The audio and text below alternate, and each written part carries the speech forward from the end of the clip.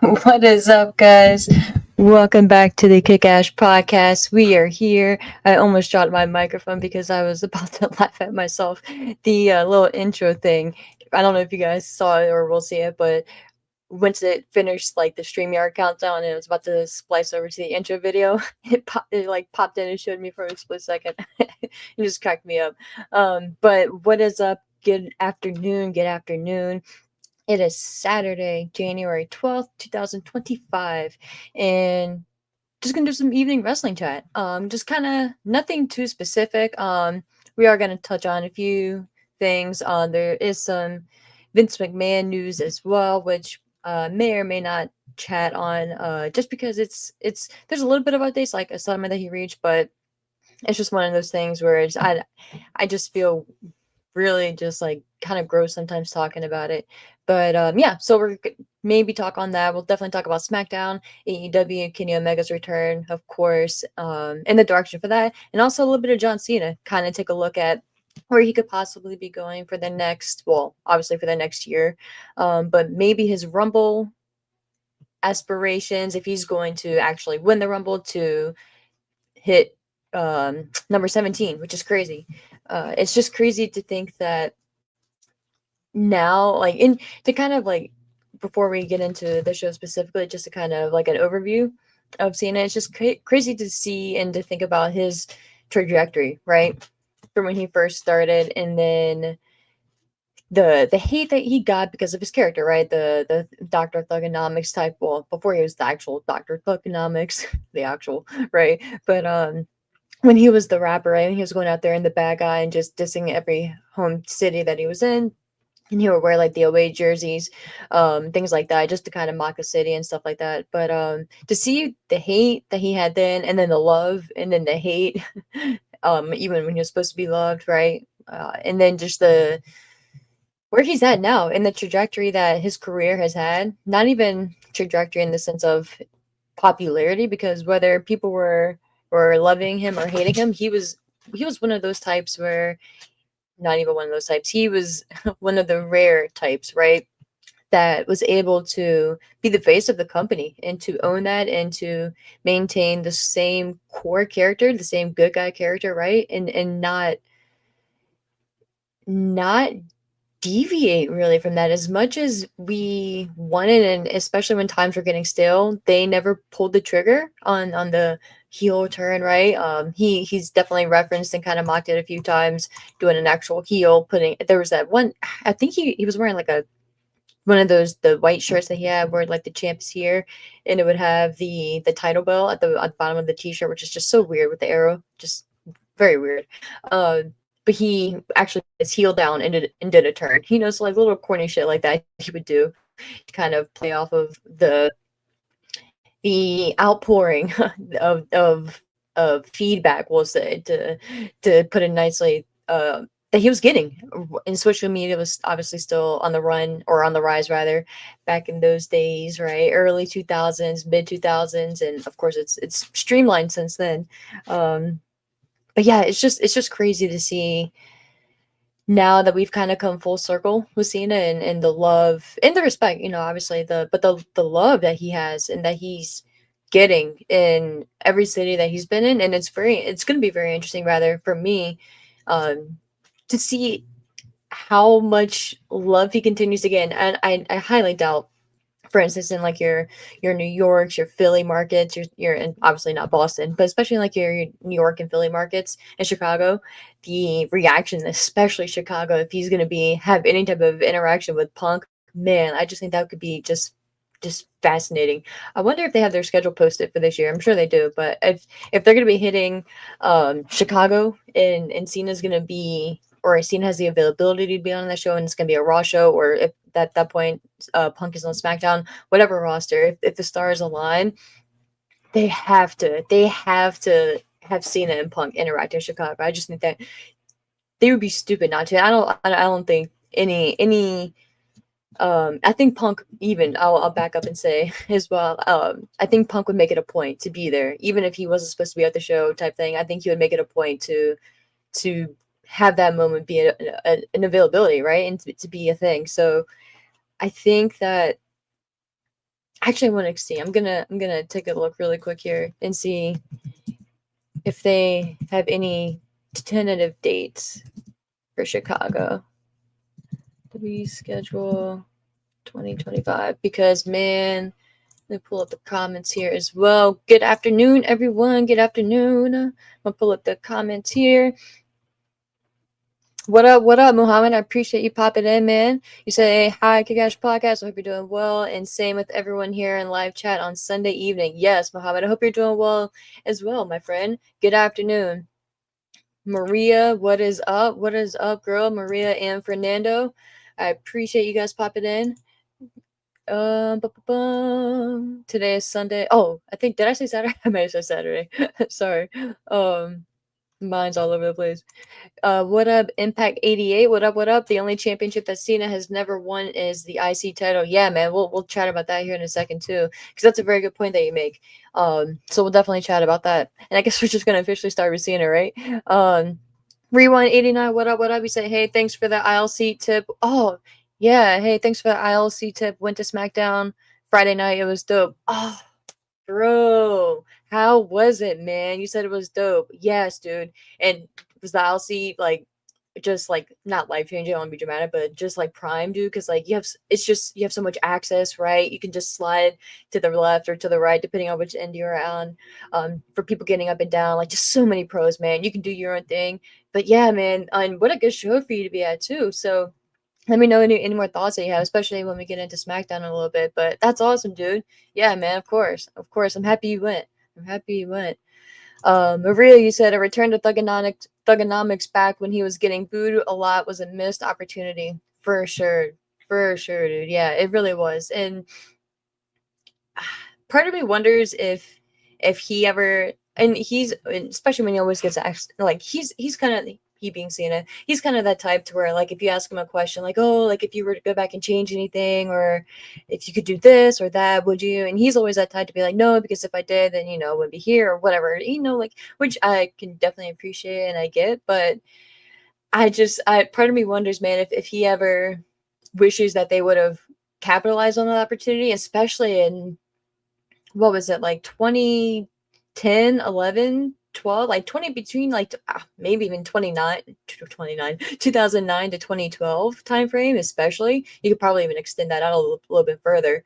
But I think those were like just core years, man, where he was just not struggling, but it was just real cringe. And yeah, dude, I'll always, even whether Cena wants to admit it or not, personally, I'll always think that it was a missed opportunity just because you had like and I understand too because Cena is so beloved and the wishes that he's granted and everything like that by kids, especially. I totally get that, but I think I still think you could have, in a lot of ways, had your cake and eat it too. One of those situations with Cena being just the ultimate bad guy, and then still doing his meet and greets and stuff like that. I still think that he could have had that differentiation there. Granted, it's like if you're gonna be a heel, a lot of I would say argument for heels is if you're gonna be a heel, I'd be a heel 24/7, right? I think Cena, you probably could have made a case for making that line of distinction, right? But I agree with you, man. I still wish, and I highly, highly doubt we'll get it at this point. I think we had a slimmer of an opportunity and a slimmer of a chance when he was interacting with Bray Wyatt, and we had that fun kind of glimpse and tease with the whole oh my gosh, Firefly Funhouse type of cinematic thing that they did. That match for what Mania time frame was that? God, it's so sad, man. Like whenever I think about Bray, it just makes me sad, but makes me sad but thankful. Obviously, doesn't need to be stated why it's sad, but just thankful that we got to even experience his mind. But yeah, dude, I will always stand on that hill that Cena definitely should have turned heel, especially in that time frame, because it could have been one of those situations too where people hate him, but you are so it's like fuck it, like if you hate me, I'm gonna give you a reason to hate me type thing, and then they love you, like kind of like with Hogan type thing, with the NWO. again, like I'm not saying like it would be like at that point it would have changed the industry like the NWO did. You know, as much as you sometimes you don't want to give credit, but you gotta give credit. You know, the NWO was game changing, right? So I think Cena definitely would have had a big impact turning heel, but you never know. It's one of those things too where it's kind of fun to speculate like how big of an impact he would have had on the company and like how many other spots it would have opened up too. Having him be the number one bad guy, and you would have been able to open up the door for other baby faces, right? And other good guys to make their journey. And to see, like, you imagine Super Cena as like a bad guy instead? Like, that'd be something. Yeah, that'd be something to see, man. I just wish that part of me wishes we would have gotten it, but it is what it is, you know, I guess. But man, they I only like I struggle because sometimes I want to say they dropped the ball on that or they, you know, but man, like they just really left money on the table is what I'll say. Um, what up, Nick? What up, man? He said, "Would we see a heel Cena in 2025, even if it's a small program with someone?" Bro, that's what I was just pondering, man. Like I don't. Part of me, like I think it's a slim chance at this point, right? Because at at this point it's almost like why like you've gone this far without pulling the trigger, so why do it now? But you can also use it on the other side, on the flip side too, right? Now it's now or never. So I wish, man. And I always like to be that person to put odds on something that's most likely not going to happen because you never know. And crazier shit has happened, but do I realistically think we're going to get it? Probably not. I would fucking love it though. And I think it would be I think he would have so much fun with it too. I think he has so much shit like pent up and built up. Like, and man, like say people could say what they want about Cena, but he's just incredible on the mic, right? Probably one of the top 5 promos. And just the natural ability that he has, and just his quick reactions and the quick lines and quick singers and shit like that. Like, man, like there's a reason him and Rock didn't like each other for a while. You know, personally, The Rock like kind of got pissed off at him because Cena's great, man, and excuse me, like I've said before, like Cena, there I was one of those people that was tired of Cena, that was like hating on Cena. I went on that roller coaster too. Like I didn't really care about him for a while, and then I was totally into him. I loved him. I had the little when he was the U.S. champion and he made the first spinner belt out of he converted it into the U.S. title, the spinner version. They were selling like little pendants that you could wear as a chain and it would actually spin. So I got one. I had like the wristbands, a couple of his shirts, all that bullshit, all that bullshit. But then like once he was getting into like the chain gang and like really heavy, probably like oh 08 or probably more 09 2010 time frame is when I started getting like, okay, like I've had my fix, you know what I mean? But bringing it back to this year, I hope, man, I hope. But then, because like you think about it too, like if he were to, let's say, like lose the Rumble, for instance, in let's say he loses the Rumble and then he goes on a journey to get into the Elimination Chamber and he loses the Elimination Chamber. So now he has no specific route to Mania. That could set him off. What if that sets him off and he's just like, fuck this, man, like fuck all you guys. Obviously like, he's not gonna like swear us off, but what if he's just like, screw it, man, and he turns heel and that fire and that rage, like he destroys Cody or Gunther, right? That champion, you know, like I don't need to win that shit anyway. I'm John Cena, damn it, you know. I'm John Cena, damn it. I can do what I want and just not demand it, but pretty much like say like he's gonna like hold the show hostage or like just beat like Cody on site or Gunther on site until one of them gets him a title shot. Something crazy, right? I doubt it. I doubt it. Even if he were to do something much less dramatic than what I just said, I don't know, man. I don't think they're gonna do it, but I wish. I wish. Fernando, you said Cena should have been heel when he and Rock first took place at WrestleMania and WrestleMania 18. Yeah, but to be fair though, I will give them credit. I think that, or I don't think rather, that they had any idea the reaction that Hogan was going to get going into WrestleMania 18, especially in Toronto, right? like, if, like they probably were thinking like, okay, like he may get a good reaction or a decent, like positive, you know, babyface reaction.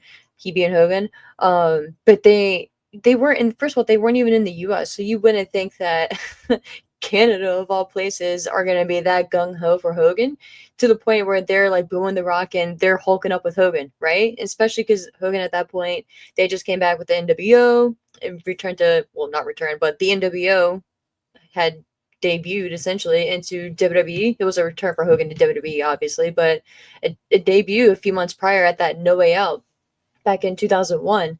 Um, for Hogan, Hall, and Nash, and that's still one of my favorite segments. I go back and watch that from time to time. That No Way Out with Hogan, Hall, and Nash coming out. Just the tongue in cheek and like the whole like, oh, we love the WWE, we're here to support, da da da, like that program or promo they gave, and then of course like it was like one of those where like they were speaking things and their actions were doing the exact opposite, but it was like a tongue in cheek, like it wasn't we were we weren't supposed to be believing them, right? Like that was like the joke of it all, or not. That was like the whole thing, right?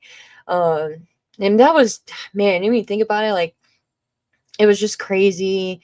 The shit that they were doing backstage, especially with like Scott Hall, for instance, when Stone Cold, uh, I think he duct taped him to this like rolling chair in the back and was dumping beer over Scott, and Scott was going through like rehab at the time, was taking like not crazy pills, but he was taking this prescription rather that gave him crazy reactions to even the smell of beer. So he was getting like violently sick apparently that night. Just crazy. But yeah, Fernando, you just open up a whole like Pandora's box of memories from that time for me. But yeah, dude, and that's again circling me back, but that was getting to my point. They did, I don't want to say called an audible, right? But I will give Rock and Hogan credit. Like they played up once they were kind of reading while the match was going on that, oh shit, like they kind of swapped roles, right? There was kind of like a double turn. They played into that. So I will give them credit for that. But going into the story, it was different, like it, yeah, like thinking back, and they were doing crazy shit too when the 18 wheeler, like the Rock was in the ambulance and Hogan was driving the 18 wheeler and it smashed into the ambulance. That shit got a little Ashley. I was like, oh my god, like Rock's in the ambulance. um, but yeah, man, what a time, what a time. um, da, da, da. Rewind. You said, dude, I went by myself. The end seat is so fucking smart. I can get up to go to the bathroom real fast, come back to my seat, and not bother anyone. If you're ever in Portland, I owe you a $15 Coke. Your $15 is probably being generous. The shit at that point are probably like $20. Do not. It's on my bucket list to definitely first of all visit like the West Coast of the U.S. because I haven't been out to the West Coast, but I definitely I'm it's I want to say within the next year or so, I want to make serious plans to visit like Washington and Oregon. So Portland, obviously, it's a lot of wrestling history and stuff there too. So it'd be pretty cool. But bro, yeah, it'd be cool. It'd be cool to, especially if it's like a show, bro, or like whatever. That'd be dope. But $15 Coke, shit's ridiculous, man. Just fucking ridiculous. And speaking of $15 Cokes, I don't know if I said it on here or whatever show, but props to I'm pretty certain it was the Phoenix Suns, or not the Phoenix Suns, or like it was like an arena in Phoenix. I don't know if it was the Phoenix Suns owner specifically or like the owner of the arena. They they lowered all their concession prices to like dumb cheap, like $2, $5, like very cheap.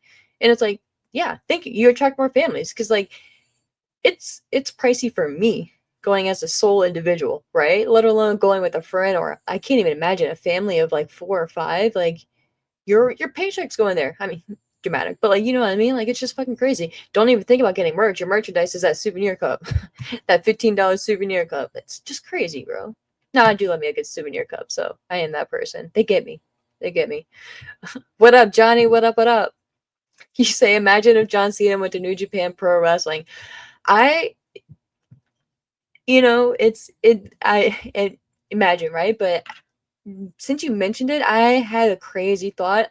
What if we got a John Cena versus Tanahashi match, like before they both hang it up? Like, I just think that'd be fucking crazy, especially if you could do it in the Tokyo Dome. I know it's just like creating a fantasy match at that point, but man, if they could do some type of partnership, and I will say a prediction, maybe not for 2025, but maybe within the next 2-ish years or so, maybe 3, I definitely see WWE doing a show in the Tokyo Dome. I don't know how it's gonna happen or what that means for AEW, but I think something's gonna give, and I think they're gonna have some type of partnership, or if not a direct and like actual quote unquote partnership. I think the reins are gonna be loosened between WWE and New Japan, and there's gonna be more flexibility there. I have that feeling, man. I have that feeling. So thank you for bringing that up because I actually been thinking about that off and on a little bit. Shout out Canada Dry. I'm saying, lend me some ginge.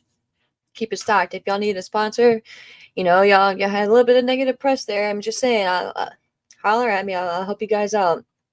I love me some ginger ale. It's probably not a good thing, but I can't not drink some ginge.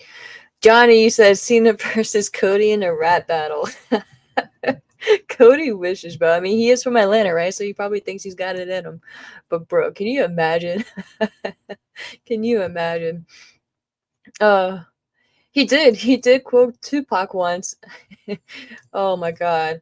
He did quote Tupac once. I think he wishes, man. I don't know. I don't know. He did have that one crazy fucking shirt of him and Brandy. Oh, I gotta pull it up.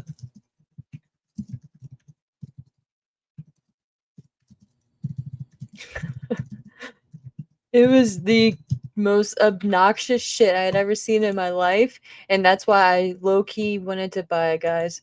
But I didn't because I was like, I don't know how I feel about actually walking around in it. But part of me was like, I want to buy it just to fucking buy it, just to just to have it in my possession.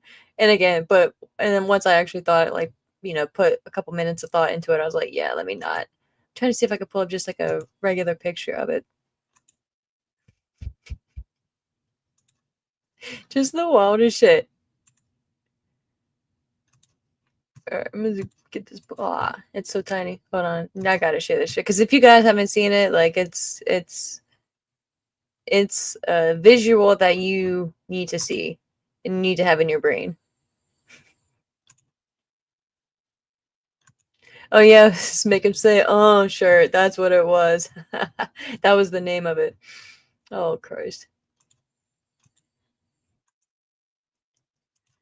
All right, let's see if this is any. It's still so tiny. All right.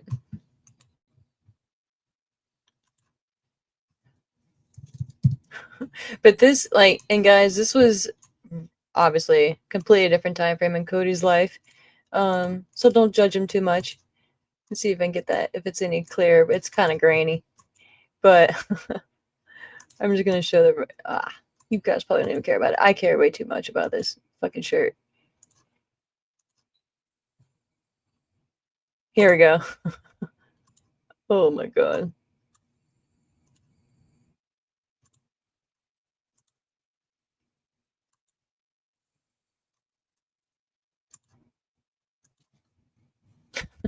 Look at this monstrosity, guys. If you guys had not seen this shirt prior, talking about Cody versus Cena in a rap battle, if we don't get this, if we don't get that version of my guy Cody, and he doesn't come out in that shirt, then I don't know what we're doing. I don't know what we're doing, guys.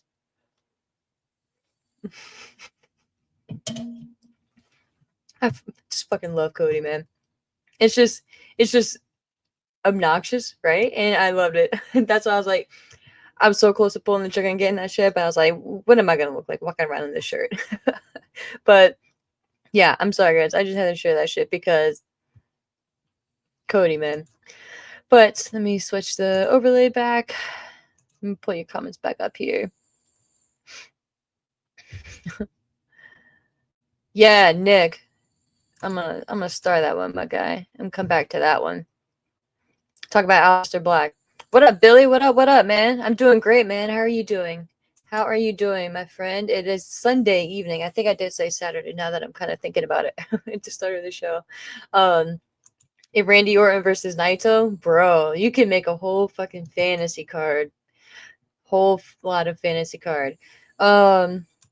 Maria, you said shout out to Denise Alcedo for raising a lot of money for the victims of the fires in California. Oh wow, I had not heard about that. So yeah, shout out to her, props to her. Whatever contributions she did. It's so crazy. It's so devastating over there. And if any of you guys have family over there or live out near that area or in California, thoughts and positivity sent your way, man. Anything, if you guys just need a place to chat and, just come and vent to whatever, like hit us up. It's a little community we got here. But if you're going through some stuff, man, or just want to take your mind off of it, just feel free, man. Feel free to pop in. But again, shout out to whatever Denise Salcedo was doing and then what she did. If she raised money for that, props to her. And props to her, for being in the wrestling community, right? And another female out in the game. So it's always fun to see.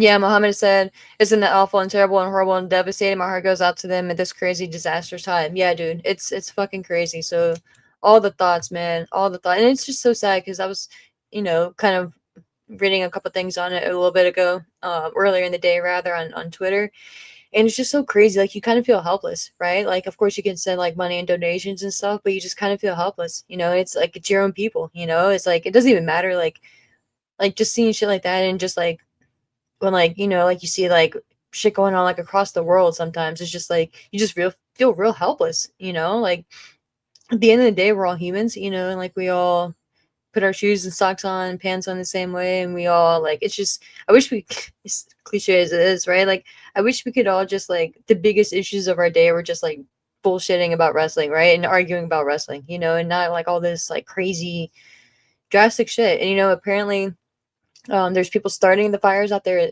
as well, and just like adding to the problems and looting local businesses and stuff. It's just fucking crazy, man, and just so uncalled for. But yeah, man, I hope all you guys are good, and if you have family out there, I hope everyone is evacuated. And like as shitty as it is, like your health is number one, right?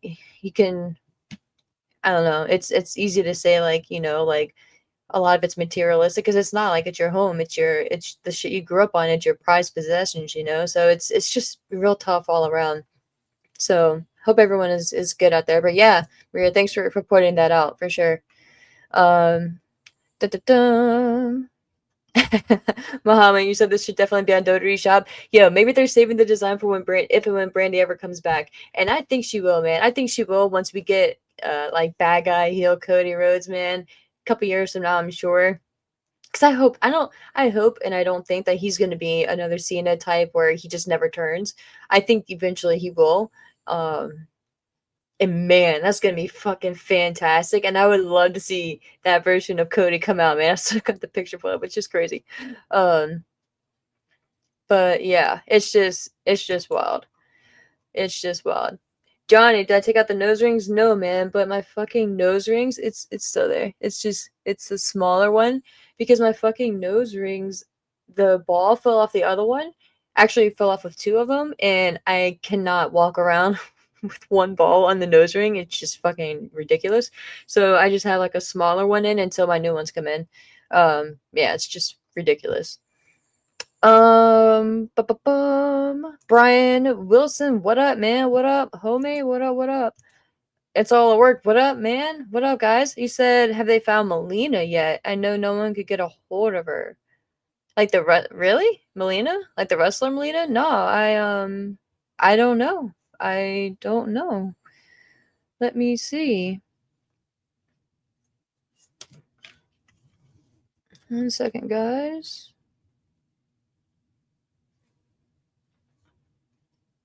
Shout out Eminem, man. Remember Eminem back in the day? But I'm looking up to see if Melina is good. Or if there's been any updates. Let's see. Oh yeah, she's WWE legend Melina has reportedly been unresponsive amidst unsettling events in Los Angeles. Wrestling promotion A Matter of Pride raised the alarm, expressing concern and asking anyone with information about her safety to contact. Oh shit. Let's see. I'm gonna pull up A Matter of Pride's wrestling page. Let's see. Sorry if you can hear my dogs in the background. Oh, okay, awesome. So yeah, apparently as of 4 hours ago, They said we're relieved to share that Melina has made contact and is safe. Okay. So again, we're relieved to share that Melina has made contact and is safe. We want to thank everyone for their concern, support, and outreach during this time. Your kindness and compassion means the world to us. Okay, bet. Awesome. So yeah, small concern there, but all is good in Melina's neck of the well, in Melina's area. At least she is okay, and she seems. I guess her. I don't know about her property at least, but at least she seems to be okay. But yeah, man. Yeah. Whew. Yeah, it's crazy, man. It's crazy. Um. Da, da, da.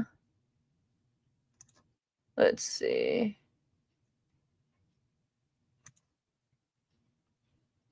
What up, bro? What up? Hold on, I gotta go through here really quick and pull up, and I'm kind of missing. All right, there we go. Yeah. Oh, Mohammed, I could have just read your. Could have saved us all some time. You said yes, they did. Melina has been found safe and sound. Sorry, guys. Should just read the comments. Should have scrolled down a bit. But Maria, you say I like to see AJ Lee return to wrestling soon. Yeah, dude. I think how long's it been since she's been out? 10 years as well, probably at this point. Yeah, 20. It's 2025 now. Yeah, it's got to be. Damn, she's got to come back. It's got to be a matter of time. It's got to be a matter of time. Oh, yeah. E, what up, man? Yo, what up, E? You're funny, bro. You're funny, bro. Johnny, you hitting with a lot of questions. One AEW dream match you want to see this year? AEW dream match. Let's see. I think honestly is in. I know we've seen it, and I know it's kind of like a story. You know, we've seen it, but I really want to see Omega and Osprey present it in a big way, and I would love to see like a meaningful match, whether it's for the title with them or not. Um, I just really I would like it's not and again it's just like a more of a personal I guess that was a question, right? Personal dream match. And again, I know we've seen it, we've been there, done that multiple times, but I just think that you could really make a case to have them fighting for, for AEW. And again, I know we're kind of getting past that point, thankfully, but fighting for AEW in this without directly saying that and fighting to be the one to dethrone Moxley, right? So I would love to see that. But I think it'd be fun to just see Moxley and Omega mix it up again in different versions, right?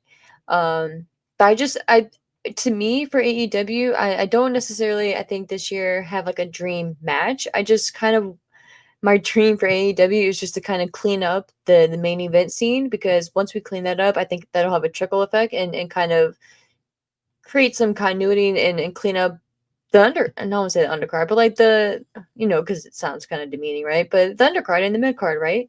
And just like the other accent, it gives more sense of direction for your other titles and things like that. Um, so yeah, I that's kind of what I'm hoping for for AEW at least in 2025, and I want to say I have a good feeling, but I don't know. We'll see. We'll see. Um, Johnny, you also said, what is your favorite Eminem album? This may not be a popular choice, but it's for me personally, and just like where like age wise, I think. But I loved the Eminem show, man. I probably know more songs off of the Eminem show between that and probably like the Slim Shady LP, right? But yeah, right off like top of the brain, probably the Eminem show. If I had to pick one to like only have like access to, it'd probably be that. But yeah, you listen, you follow that up. You listen to Eminem or Snoop, or yeah, or newest albums. I don't know about newest albums.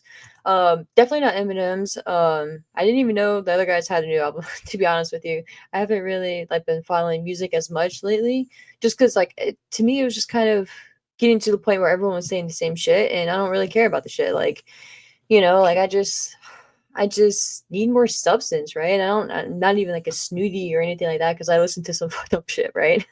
But I just kind of got tired of everything kind of sounding the same and just kind of not really.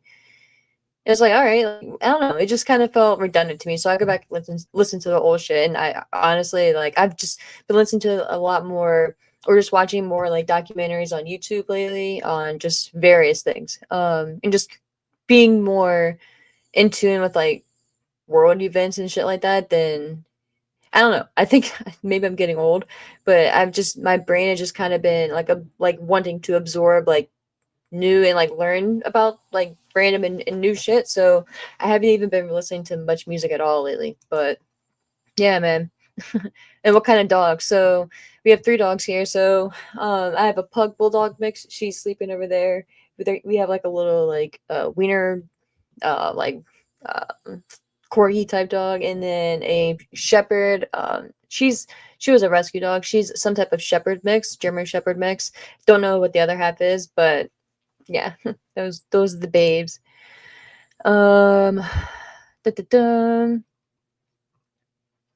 Fernando, you said Athena versus Mercedes dream match. Oh yeah, that's a good one. That's a good one. Athena versus Mercedes. Yeah, man. Just Athena on AEW's roster, period, would be a dream for 2025 for me, man. Um, da da da. Oh, okay. So correction from the other episode, I was wrong. Suge Knight, for everyone who didn't see the other episode, is eligible for parole in 2034. Not out, but last year they let him do a podcast collect call with Suge. If they let him do a podcast, he might get out early. Yeah, man. But the way they be doing those podcasts from jail, and like, because a lot of rappers and like artists be like making like music and stuff from jail too, and like recording tracks and shit. So they just do it through like the audio calls, and especially with a podcast, it's super easy. And a lot of times now, like they can even do like video chats and stuff. So I don't know, like especially with like the crusade that they're on, like trying to like get everyone like with Diddy and Jay-Z and all that bullshit and like all that crazy shit going on, and then it's just getting real, getting real heavy out there for a lot of people who seem to be intertwined with each other. And again, Suge is kind of completely separate. But when you start like getting into the weeds of things, it's like, man, like you really start to realize how intertwined a lot of people are. But I don't know, man. I don't know if they'll ever let him out. I don't know if he'd ever get out. But yeah, man, nice follow up from the last one. So Swerve versus Omega, that would be dope too. That would be, and I think, man, Swerve, and again, people and myself included can say a lot about AEW, right? And like, not even a lack of stories, but just the lack of like really good stories, and shit that makes sense. But what they've done with Swerve has really been meaningful and been impactful and been positive. So they really did. I don't say they created a star, but they finally provided the right platform and the right spotlight for the star to be shown, right? For Swerve to do his thing. So especially if Swerve ends up being like a bad guy, could you imagine like a nasty savage Swerve versus Omega? Like that'd be sick. So good call there. Good call there. And yeah, versus Adam. Yeah, like you were saying, versus Adam Cole, Kyle Fletcher, all of them. I don't know about Omega and Adam Copeland. I mean that'd be fine, but not really a one that I'd be itching to see type thing.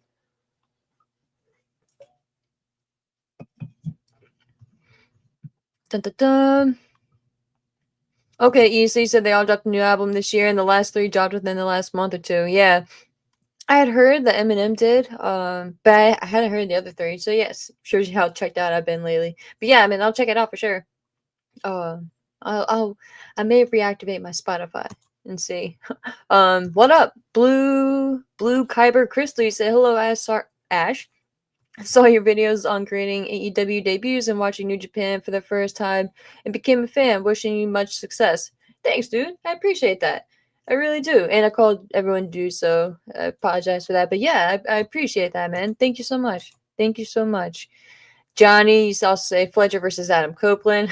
I mean, he's Adam Copeland, to be fair, Edge, right? He's in ridiculous shape and he's still really capable, I think, of telling good stories in the ring and good stories, period, for him. And obviously the passion is there. I just really don't want him to be that much of a focal point, right? Like, I think, not saying that he should take a step back in like the limited role match wise, right? Match number wise that Sting had, because the match Sting had were fucking amazing, right? But in the sense that he was a star, but he wasn't overshadowing anyone, right? And not even saying that that's Copeland's intention or anyone's intention for that matter. It's just what happens, right? When you're a big name, regardless, like you're going to outshine other people just by default. That's just what happens in any sport, right? Whether it's wrestling or whatever.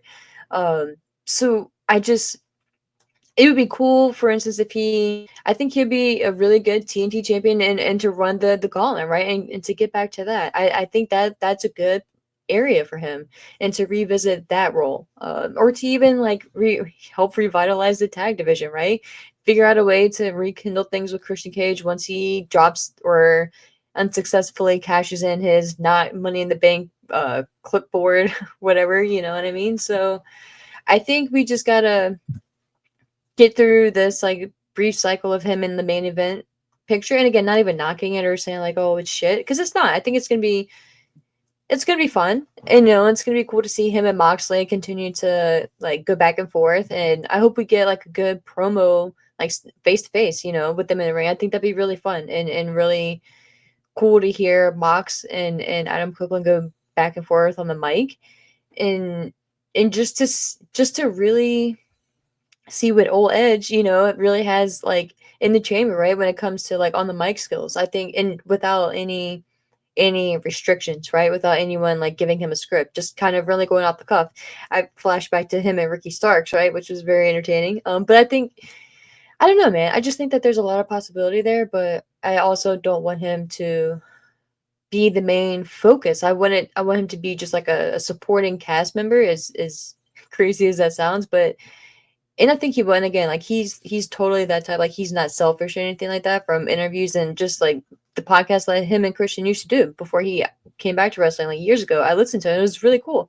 And I remember like this one episode he did with Matt Riddle. Like he really cares about the younger talent, and he would always say like if he could, like he would love to just like put over the younger talent. And I truly believe that. And it's just AEW is just in a precarious place right now because they don't have a lot of their own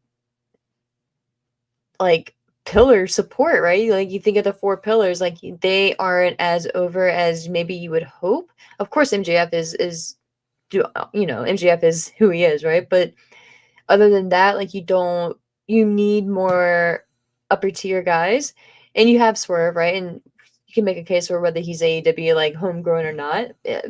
But it's just I feel like you just need to kind of work on the establishing more talent than really focusing on Copeland is crappy as that may even sound. um dun, dun, dun. Billy, you say I like a little hip hop and rap. Yeah, man. I love variety. Love variety. Yo, Bryce here, what up? What up, bro? What up? Battle of the Atoms, Copeland versus Cole, right? Talk about that. Oh, nice move, Adam. Yeah, who? um Rewind 89, you said, yeah, I'm on the same shit. A lot of docking on YouTube and audiobooks about history, just trying to learn new shit and learn more about life and other people's lives. Yeah, man. I'm right there with you. Right there with you. Impact 88, what up? You say Matt Riddle won Major League Wrestling World Championship on Saturday. Wow, versus Kojima. Oh shit, I didn't even know that. I gotta check that out. Um, scrolling through here. Bryce, you say AEW has all the tools it needs to succeed, but they're to focus on being the alternative. It literally feels like an indie show. Yeah, man. Like the thing about being alternative, man, is just being you and just being alternative makes you alternative, right? Like if you go out there specifically trying to label yourself as alternative, you're just automatically not, in my opinion. Like I'm just weird with labels in general. Like I kind of despise them. So just doing and just labeling yourself just limits yourself, really. And it allows people to be or to criticize you a little bit more, which could be a good or bad thing, right? Because you grow from criticism, but it just maybe rightfully or unrightfully so, like it puts more pressure, right? And it kind of boxes you in without even trying to, you know, like because then, for instance, like with the Costco guys, you guys know how I fucking feel about these Costco guys, right? People were given the people against the them bringing in the Costco guys or whatever, an argument against it was like, this is some WWE shit. And it kind of is, you know what I mean? And you were saying you're the alternative, you weren't going to do shit like that. And, it's just one of those things. So that's why I'm like, have a mission statement and have a core and like have like, like a system. But I don't know. When you specifically label yourself, you kind of limit yourself, in my opinion. But what up, Wrestling Head? What up, bro? You said good afternoon, Ash. Nice seeing you. I absolutely agree with you on Copeland not being all over AEW TV as a main guy. They should consider adding him to the pantheon of AEW World Champions. Um, ah, yeah. So you're saying that they should? Oh, make him AEW World Champion. So are you saying that he should be the one that dethroned Moxley? Let me know. Let me know.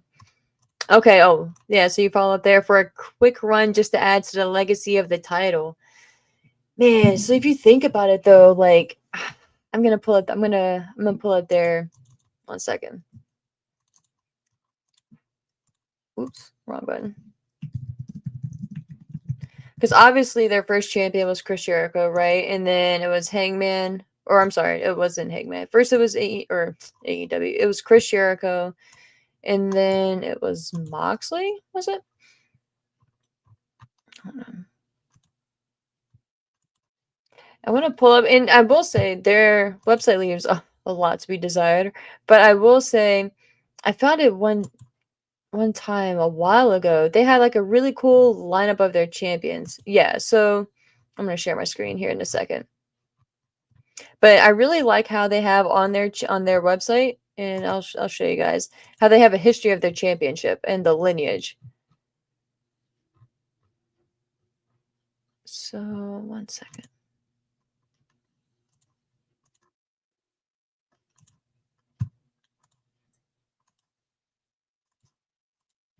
All right, so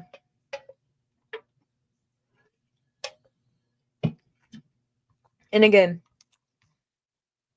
I give AEW shit, sometimes rightfully so. But again, I will say, and I think it's really cool how when you go to their website, you go to the roster, obviously, you can click on each championship and it takes you to the lineage of that of the title. So let me get that back up here. So Wrestling Head, you said for a quick run just to add to the legacy of the title, and you're referring to Cope. So if we take a look at it, man, and it's funny you bring that up because I was thinking about this also not too long ago, like just the lineage of their champion or of their title. So we got Chris Jericho, right? Obviously, and again with Jericho, I think that it was a good choice starting him off as the inaugural AEW champion. I think with the roster that they had at the time and the playing field that they had at the time, Jericho had, especially coming off of the match he had with Omega, right? He had been really building a name for himself outside of WWE and just really adding to his legacy. And that was when we really saw the dynamic, the dynamic really. Dynamic is that's a fine word, but just the range, I guess, is a better way to frame it. That Jericho has for his creativity and for his different characters and things like that, and how he's able to obviously reinvent himself. So the Paymaker, I think that was definitely needed for AEW in their inaugural champion, and obviously it gives you the credibility. His coming off with kind of coming off with WWE, but having that WWE legacy there and that name power, right? That was, in my opinion, the best decision, and it really led and kind of gave the foundation to having Hangman visit the heavyweight championship scene later on. And then obviously you follow that up, and again, too, shout out to them for having the dates and the time frames on it too. And again, 182, so not bad, not a bad length, right? And then you have Moxley, man. Moxley came in, and I remember sorry, my eyes are I have something in them. When Moxley came in, and the feeling at that Double or Nothing, and the feeling that like, oh shit, like let's fucking go, like this guy, like it was he's a badass coming in, right? And it was just that takeover feeling and that not invasion type of vibe, but like AEW is no joke, man. Like they're coming out swinging, and it was just dope. And I really like how Moxley came in and immediately went after Omega, right? And went after Omega and Jericho and really established that main event scene. So it just made sense for Moxley, in my opinion, to be the one to dethrone Jericho. And then you get to the next Omega. So obviously, like I said, having Moxley come in and inserting himself in the main event scene, it kind of molded and created a nice bridge between Jericho, Moxley to Omega. And it establishes that credibility to your title as well and to your heavyweight scene. You have these heavy hitters all going after the championship, and Moxley coming in, obviously from the competition, from this other world, right? And wanting to be the guy. And it's kind of interesting to see that he didn't even go a full year the first time because it kind of felt longer. It felt like it was longer at that point in a good way, but it's just wild that it wasn't. So anyway, it's not really that important. It was just kind of it just kind of stood out there. But again, having Moxley come in and go after Omega and Jericho set up the nice transition and the logical transition really to having Omega be the one to dethrone Moxley. And seeing that Omega just shy, man, I wonder if they realized how close they were to the year. But seeing how Omega and thinking back to Omega's run rather, that was when I was kind of disappointed, to be honest with you, because he then, of course, he was the heavyweight champion in AEW, but that's when he went on his kind of like title collector, like I don't want to say gimmick, but his like title collector version of himself, right? He was with Don Callis, going to TNA, all that good stuff. It was good for TNA as well, right? It definitely got them more views and more pay-per-view buys, I think, at the time. But to me, I didn't get as much of a character presentation for Omega. It just kind of seemed like a cliche, like bad guy wanting to collect all the titles and just to say he can, right? And that's cool. But to me, I was really looking for it, and I've said this a few times at this point. I was kind of I was not even kind of, I was one of those fans. I was looking forward to learning about Omega, like what made him the cleaner, like why was he this dope wrestler, like why is he the best bout machine? And his matches did show that, right? But I just wanted to see and learn him as a character. So that's why I felt like it was a little not underwhelming in as a whole, but it was just a little bit more. There was a lot to be desired, I'll say, character wise, but match wise, it was fine. But I don't know. I just think that they could have done more. However, it did lead to the beautiful story that we got from Hangman and the growth of the Hangman character. We saw him not become the inaugural champion and how much that really weighed on him as a whole, and how him being, in my opinion, in my words, kind of like the little brother of the elite, right? Like kind of like that guy where it's like, yeah, they took him seriously, but it was like, okay, like it's Hangman, and he's like a good hand type thing, right? But not that they were saying that he was going to be the heavyweight champion, but it just wasn't as obvious, right? And like your standouts were Omega, the Young Bucks were so flashy and things like that, and they just kind of dominated the scene in their own ways. And Hangman, again, he was good and he had his own following and shit like that, but it just he wasn't where he was at to win the championship, right? Like he just Jericho was the better man at that point, right? And the better man in that match, character wise and story wise, right? But to see the journey that Hangman went on, and then of course him teaming with Omega, and I know if they can really trust each other, and then the difference between the two, right? I'll never forget some of those scenes where they had Hangman drinking, of course, his beer or whatever, and Omega's drinking milk. Like it's just fantastic. But of course, like in the tag team matches that Omega, or the tag team match rather, that Omega and Paige had against the Young Bucks, fantastic. So to see the culmination of the journey to the first, and again, like, it's kind of weird because Omega wasn't really a homegrown AEW talent, and neither technically as Hangman Page, right? Because they both got started elsewhere, especially in Japan. They really, especially Hangman too, like the Hangman gimmick, right? Really developed there. But to me, and again, you can't. I don't even like saying it. It's just I don't even know if I want like saying it. Just sounds and feels weird. But yes, you can make a case for if Omega wasn't part of the fold, that AEW may not be around because there's so many different pieces, right? And that's a whole other story. But Hangman felt like one of those talents where he was homegrown, but you also like watched him on his journey from, I don't even want to say the bottom up, but the bottom in the sense of like his singles journey. You knew he was a great tag wrestler, as he proved that with Omega, but to really be the guy in a big mainstream company, you were kind of wondering and kind of questioning it. And when he finally pulled the trigger and won, you know, no pun intended with, Kenny's V trigger of all that, but to have him win and it to be against Omega was just a really cool transition.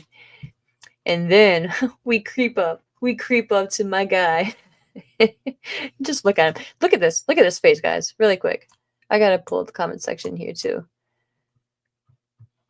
Hold on one second. Look at this guy. Look at CM Punk, guys. Look at how he looks when he was the champion in AEW compared to how he looks now in WWE. Night and day. This dude in this picture looks like he's fucking mid-50s, right? Early to mid-50s. And it's just wild. It's just wild.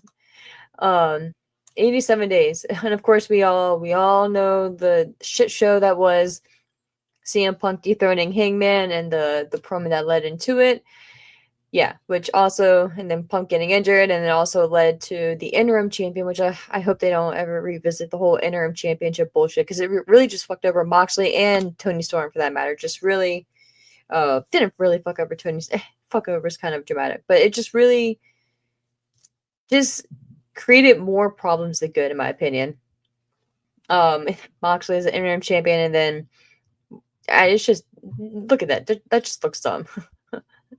And let's just read the little insert here. It says Jon Moxley defeated Hiroshi Tanahashi in a tournament finale to become interim AEW World Champion at Forbidden Door in Chicago at the United Center. CM Punk was originally scheduled to defend the title against Tanahashi at Forbidden Door, but was pulled from the match due to injury. Jon Moxley then, again on the same night, Jon Moxley scored the quickest World Championship victory in AEW history on Dynamite. That's not the same. That shouldn't be the same date.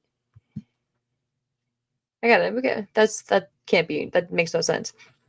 Moxley. I'm gonna just reread that. Moxley scored the quickest World Championship victory in AEW history on Dynamite at the Wolstein Center in Cleveland, Ohio. Moxley pinned lineal champion CM Punk in just 3 minutes and 10 seconds in a match to determine the undisputed champion. That can't be the same date though. Why is this the same? Those dates are confusing to me. And then it says CM Punk became a 2-time AEW World Champion in his hometown of Chicago. Punk avenged his loss to Jon Moxley 11 days earlier with a pinfall victory at All Out. Remember that clusterfuck? And look at this. Look at scrolling through this. You go Punk, Mox, Punks, Mox. Like, just fucking ridiculous, bro. And then, of course, that led to MJF, and then Samoa Joe. Man, props to Joe. Joe doesn't get as much love as he deserves. And then, of course, that went over to Swerve. Then we had Bryan Danielson, and back to Mox. And look at Mox, the difference in appearance between Mox there and then how he looks now. No hair, just wild.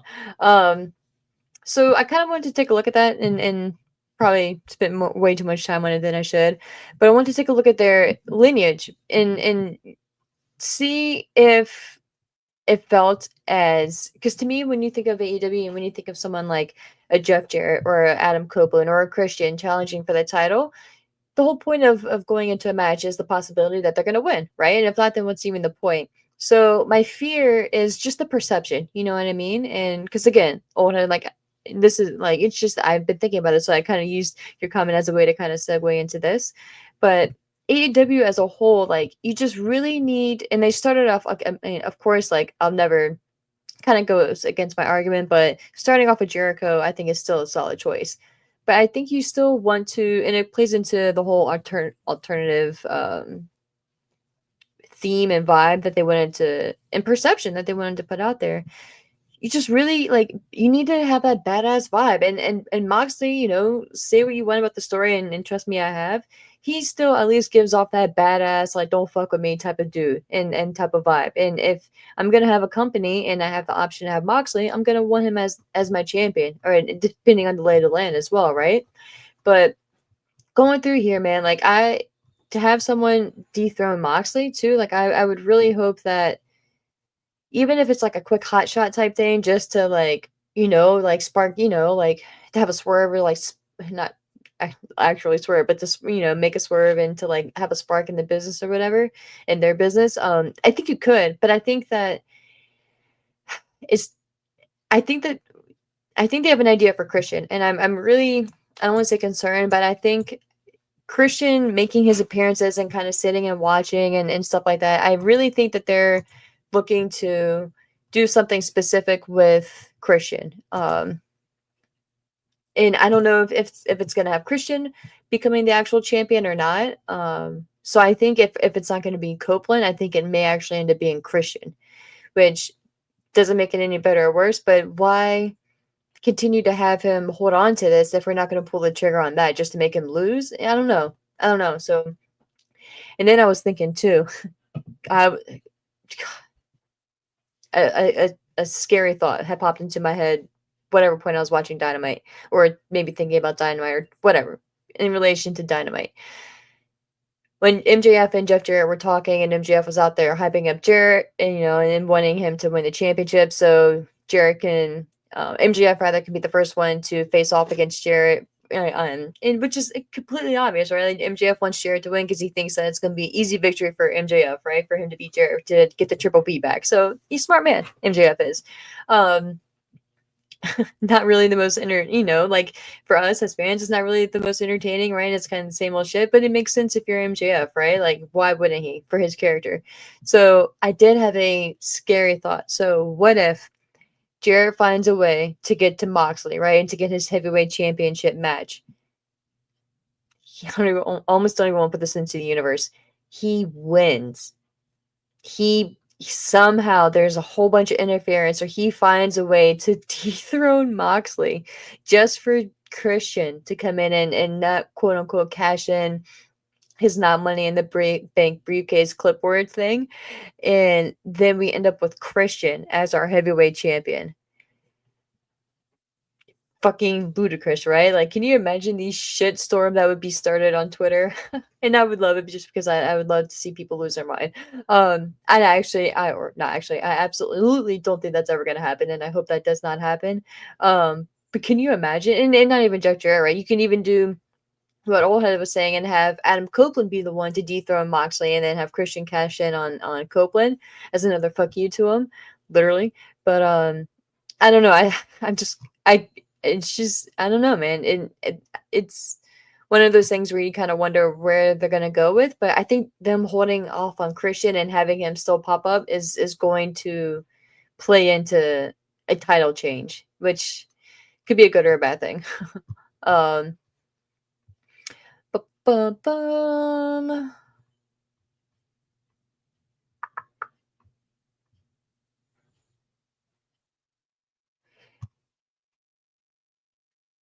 The Costco's is to WWE, yeah, for sure.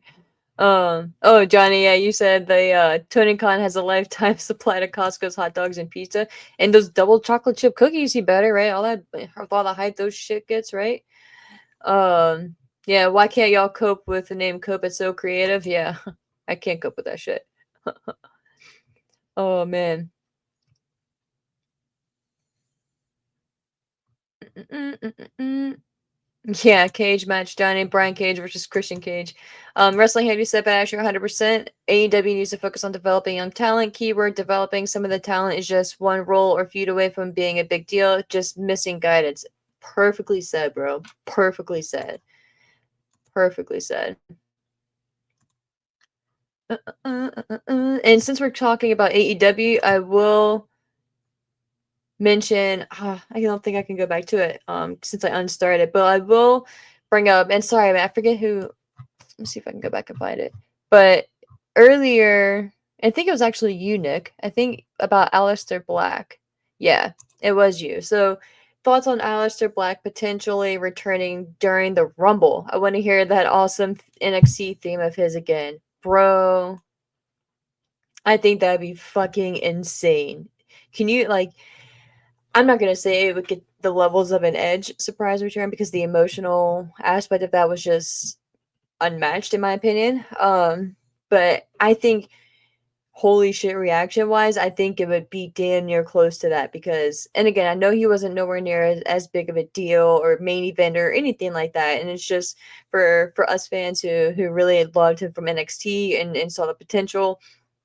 Um, in that entrance, like I need the entrance with him lying on the coffin, the platform and being risen up, just everything about it, and like the cranking of like that cranking sound when the coffin thing is rising. It's just that along with the the music itself, it's just so perfect. It's so perfect. And man, if the rumors are true that he is obviously, well, I don't say obviously, but that he is in fact done with the AEW, which I was gonna say obviously, which would make sense because of what they did on Dynamite, right? With Osprey coming out there and pretty much saying to Matthews that you don't need a leader, and probably indicating that your leader's gone. Which I will give them props for at least referencing and addressing if that is the case that Aleister Black is gone. Um, I can you what better way to return than in the Rumble? Um, I still think you can do, obviously with the Rumble you have the countdown, right? It's like 90 seconds, right? You you want to have his entrance make an impact, and I think having the full effect of his entrance. So I don't want to see him be like number one or two, but I think you could still squeeze that in within a minute, right? Have the opening chords and then him rise and then go to the ring. I think you could do it, man. I think you could do it. And it's a question too on if they're gonna have him come back to the main roster or go back to NXT. So I think there's a lot of up in the air with Aleister Black, but I hope I hope it's only a matter of time, and I think it's only a matter of time at this point. And I think it'd be really interesting to see if they team him up with Zelina Vega and have her kind of manage him, or if they just continue to leave them separate and obviously play into the real life love, right? But man, I hope we get him back. I hope. But bro, yeah, Johnny say all AEW All Out and Full Gear 21 are timeless and classic PPVs for sure, bro. For sure. Punk is a or was a blessing and a curse for AEW, says Fernando. And dude, I have said that myself, like literally, a blessing and a curse for them. Mohammed, you said, was Hangman the reason why his relationship got worse with AEW? Are you referring to Punk? Hangman was pretty much the catalyst for what started all the bullshit. His workman's rights promo and all that stuff. And to be fair, that just, in my opinion, kind of accelerated it. I think Tony Khan and the management there, not night one, but within the first week or so, like, or even before, like, if you're bringing in Punk, the shit with Cole Cabana and all that, any potential conflicts should have been addressed, right? And at that point, Cole Cabana was in the Dark Order and being shown more, not going to say more prominently, but at least more on TV, right, in backstage segments and stuff. So it just really accelerated everything. Is kind of how I would frame it, in my opinion. Bro, yeah, Samoa Joe is dope. One of my favorite matches of the year was Samoa Joe versus the baby goat. The baby goat hook. The baby goat. Baby, what up, man? What up, what up? You said Christian becoming champion would be amazing. No sarcasm this time.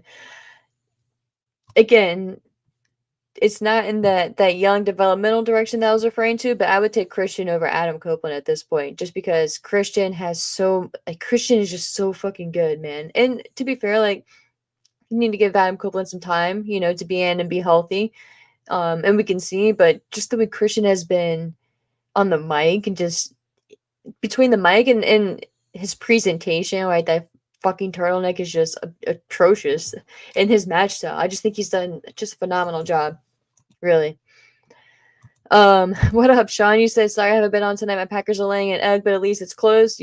You're the best. Thanks, bro. Yeah, that's why I popped on selfishly a little bit earlier. I'm gonna do some cooking. I gotta, get ready for the work week. But I also want to watch the Bucks versus the Commanders. I hope my Commanders pull it out. So we'll see, man. We'll see.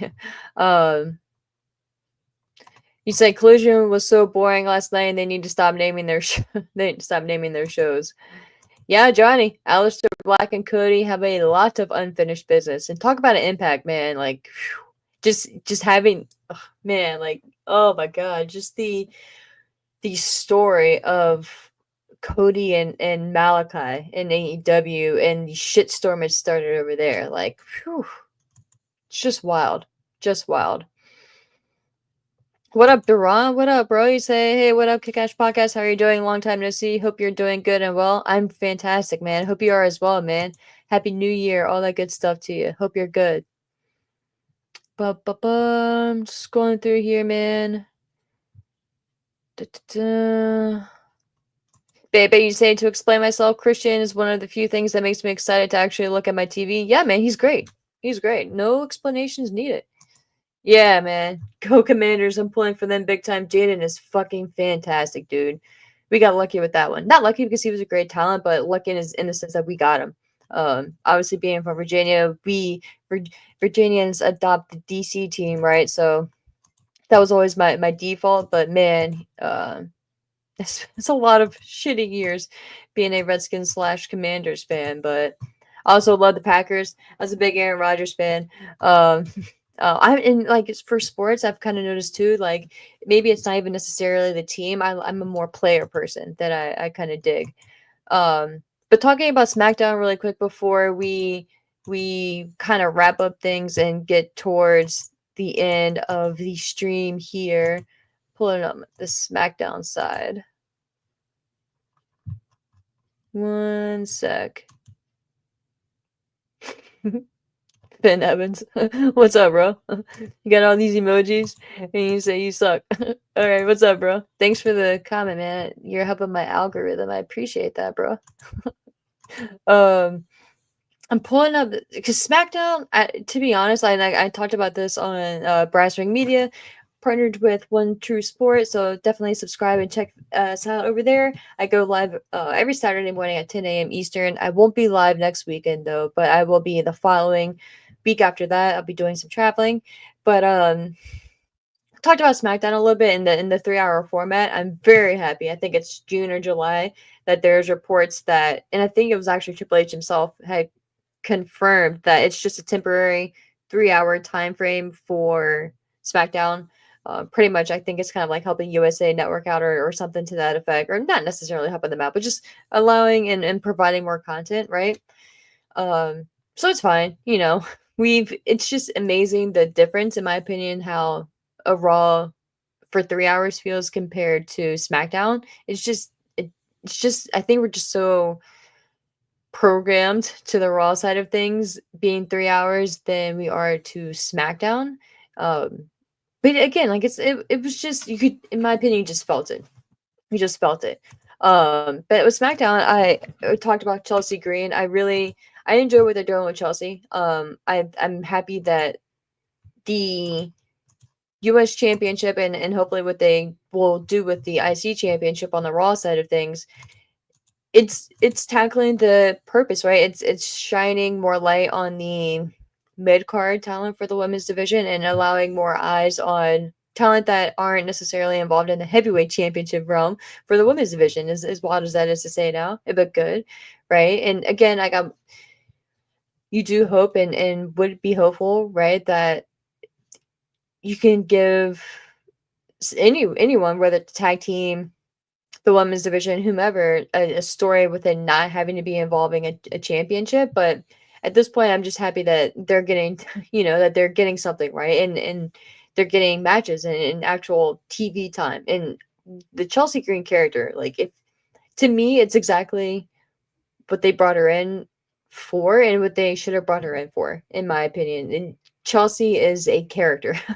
So if you didn't watch her in TNA or know of her from TNA, the hot mess and everything like that, that's her vibe, and that's her bread and butter. So like it's not like she's like a Julia out there, right? Like she's known for like the quality of matches. She is good in the ring, but she's the character and you need that. So I think it's a great foil. I'm on that side of things.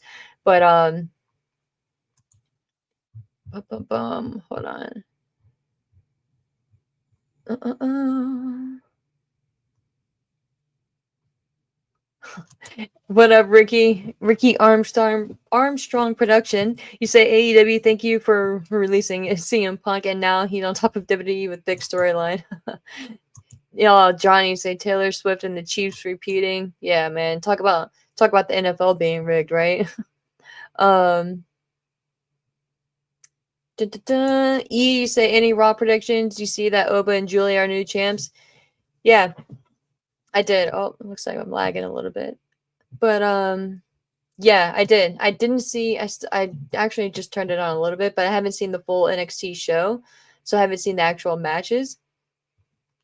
But any Raw predictions? Not necessarily, dude. I guess for Dakota Kai and Lyra Valkyria, I do think that in the hope that Dakota Kai is gonna win.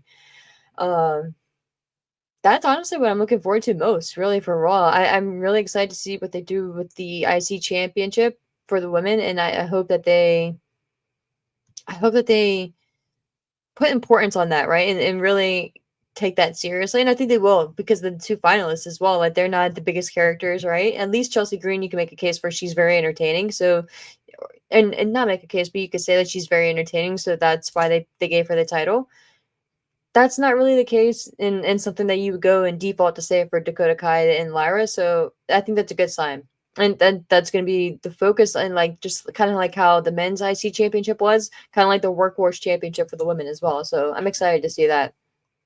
What up, Kyle? What up, bro?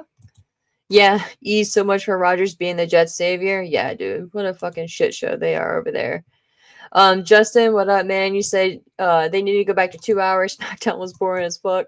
Where shakeup? I guess yeah. Where is that shakeup? It's supposed to be on SmackDown. No good stars on SmackDown. The shakeup is coming. They're in their trade portal, right? Or did that end? um, you say, Deron, what up, man? Again, you say, yeah, I'm doing okay. Just the snow that happened this past Friday, and it iced up the roads on the apartments and streets, but I'm okay. Where do you stay at, man? What state are you in? My friends in Virginia got a decent amount of snow actually. But yeah, man, happy New Year to you. Thanks for popping in.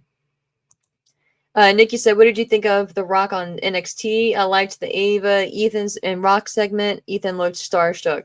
Yeah, man, I didn't see that part. Like I said, I didn't see the full NXT. When I went to watch it live, I couldn't. I had just honestly haven't had a chance to because I work a evening job as well. So like trying to catch up on everything without getting pushed back even further, and just kind of been out today. Just I didn't see the full NXT, but I did see the Rock's segment in the ring on NXT. And where was that Rock on Raw? Just saying, like, where was that version of The Rock on Raw? That was my thoughts. Like, perfect. Like, and he tried to clean up the whole Cody thing or whatever. So I think he felt the backlash going into that NXT since obviously it was the night after Raw, and he tried to play a quick cleanup. But yeah, man. Um. Da-da-da. Kyle, I'm not sure. You say you like Triple H. Sethine, is that Seth?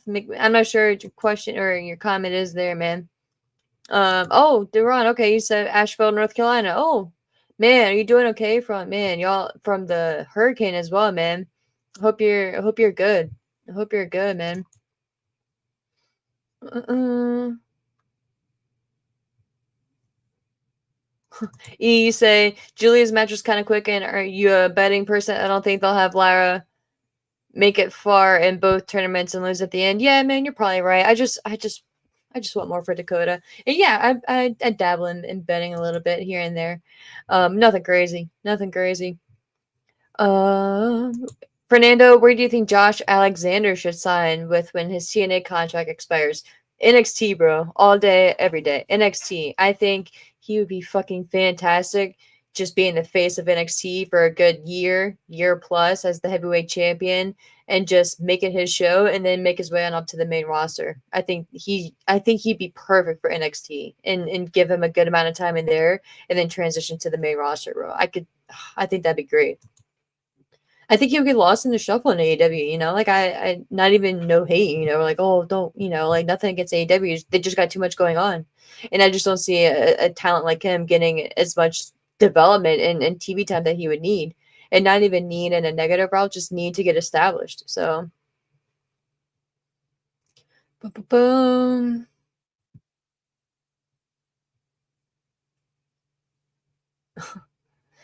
All right, what I'm trying to. All right, so what up? They loves way or they love sway. You said call me crazy, but the people that think The Rock isn't working Mania is actually morons. Like, do people think Netflix would like Rock missing a whole year when they signed that deal for him? Mostly, um, yeah, dude. If you're saying like people miss or The Rock isn't working Mania, yeah, that's fucking crazy. Like, of course Rock is gonna, especially being in Las Vegas. Like, come on, bro. Of course he's gonna be there. Um. Kyle, you said do I don't know. I don't know, man. I'm trying, man. I'm not sure. I'm not sure. Deron, you say yeah. Me and my friend and family are good. Just taking it one day at a time. And oh yeah, bro. Of course, man. Of course. Yeah, bro. It's been a year, so I'm happy you guys are good, for sure, man. And Sai, you're still in the chat, man. I know it's getting late for you. You said, can you guys bet on WWE over there? You can here in UK, and it's wild.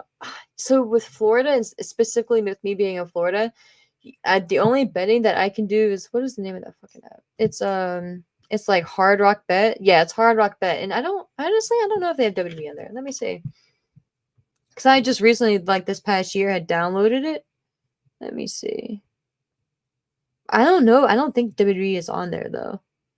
Because there's like some law or something that's like preventing sports betting from here in Florida, but the Seminole tribe, like an Indian tribe in Florida, granted permission or something for a Hard Rock bet. I don't know the full legits of it or logistics rather of it, but yeah. Let me see. I have it pulled up.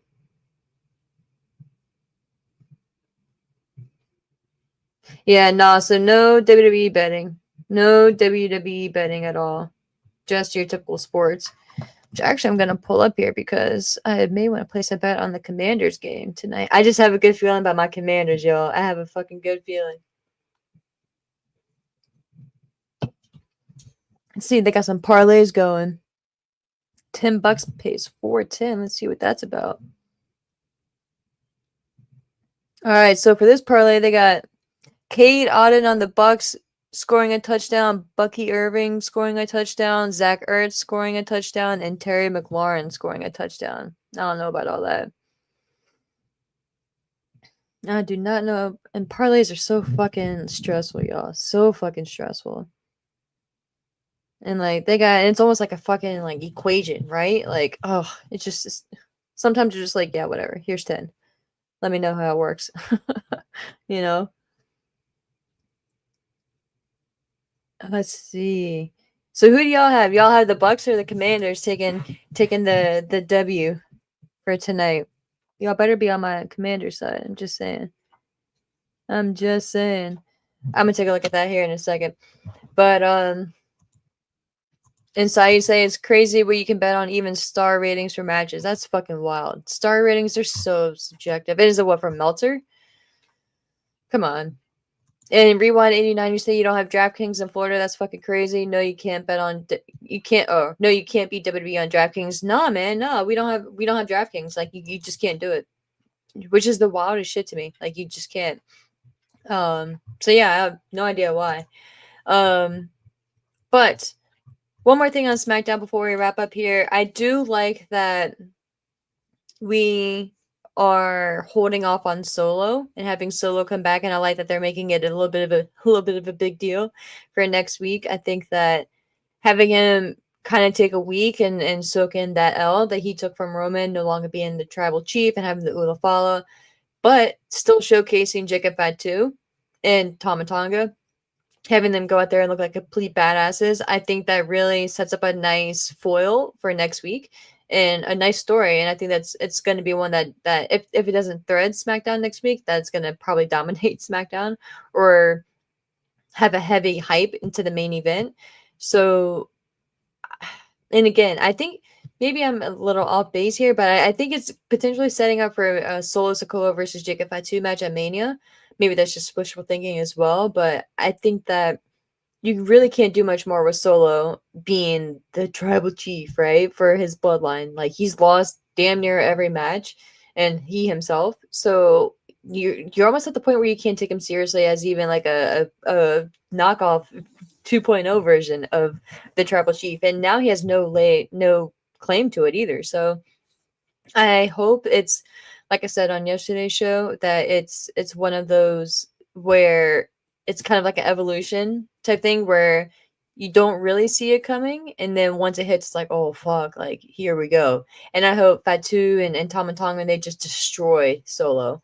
And again, I'm not even really hoping that Solo becomes babyface because it's gonna be weird in like the idea of having fans cheer and so for Solo, and Solo being a good guy is just kind of unimaginable. But and that's the case too. It's also, it's like I can see people cheering for Jacob Fett too, man. He's a beast. He's a badass. He's fun. So I just think that it's going to be an interesting situation that they're going to be in, and I'm really intrigued to see how they play it out. Just really trying to get their way out of it. Really.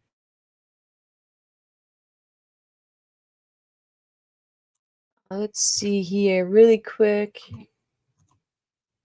Ba-bum. Oh, 1 second. I'm gonna remove my camera really quick, guys.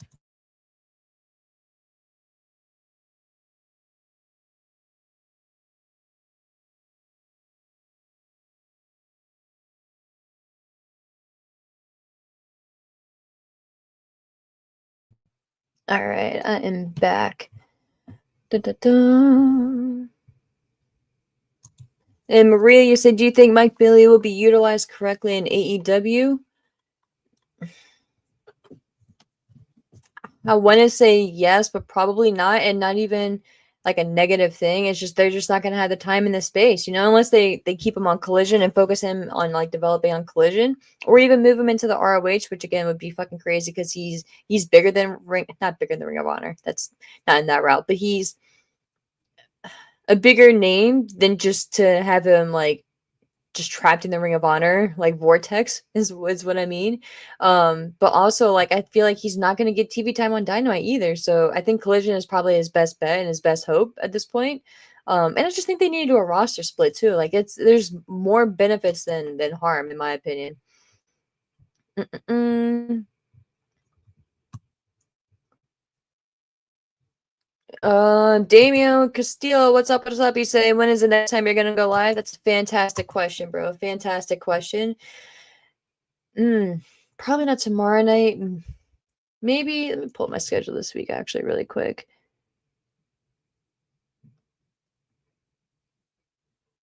So I have to work Tuesday and Wednesday evening. Maybe Thursday evening. Maybe Thursday evening. We'll see about Thursday. I'll be traveling starting Friday through next week. So Friday through the 22nd I'll be traveling. So I may try to do one on Thursday. I'll hit me up on, or not hit me up, but just follow me on Twitter, and this isn't even a cheap plug or anything, but just follow me on Twitter and subscribe on here because I definitely try to tweet and post something right before I go live. If I know like an hour or so, I try to at least do that. So not even cheap plug, but just if you're down, just feel free to check me out and subscribe here. And I'm gonna try to do Thursday. Kind of looking at my schedule for the next 2-ish weeks. I'm definitely gonna try to do Thursday, and it'd be in the evening time, probably like later in the evening, like 7:30, 8 o'clock time frame. But yeah, we're gonna be wrapping up here, guys. You say you ever see any of Zilla Fatu stuff on the Indies, Umaga-san? Yeah, dude. Yeah, he's a monster, man, and the resemblance is just fucking crazy, fucking crazy. But rewind. Cool. Thanks for the show, and I hope you have a great. Yeah, man. Thank you, bro. I hope, and thank you for checking in, man. I'm glad that Alcy worked out for you, bro. But yeah, hopefully I'm in Portland sometime. We can link up or hit up a show. That'd be really dope. But I was laughing because Nick, you said ginger ale sponsorship coming up soon, putting that out into the universe for 2025. Good old Canada Dry. Canada Dry. I'm just saying. I know y'all got some hate out into the world recently, but I'm here just to give y'all some more love. But in all seriousness, guys, I did mention that we may talk about Vince McMahon, but we've gone a little long, and to be honest, I don't really want to get into that right now. I may do a video at some point this week and drop that just for some quick thoughts. Um, but we'll save that negativity for a different show. Thank you guys so much for popping in. I truly appreciate it. I appreciate you guys for commenting and being here on a Sunday evening as well. You're doing a lot of things, but you decided to pop in, so I appreciate that. If you haven't already, definitely do subscribe and like. Again, not try to be a cheap plug or anything, but it is cool to watch the community grow, and we've gained like 200 plus subscribers in like a month and a half ish, or around 200 subscribers in like a month and a half. So that's really cool. It's just really fun to see the channel grow and just to meet new people and to learn about new people and where you guys are from and what's going on in your lives and stuff like that. So it's really cool for me. So I appreciate it. As always, you can feel free to follow me on Twitter. The handles are up there, thanks to my guy Sai. But whatever you're doing and whatever part of the day you're at in the world right now, thanks for popping in. I hope you have a good night or a good day. The work week is here, my friends. Back to the grind. So another day, another dollar, right? But until next time, guys. Again, thank you so much, Fernando. There's so many guys: Fernando, Maria, Eve, Rewind, Nick, Sean, Sai, all you guys. I appreciate you for popping in, Mohammed. I really do appreciate it. It means a lot to me. So again, guys, have a great week. Thank you again for your time and stay safe out there, everyone. Enjoy some wrestling. Take care.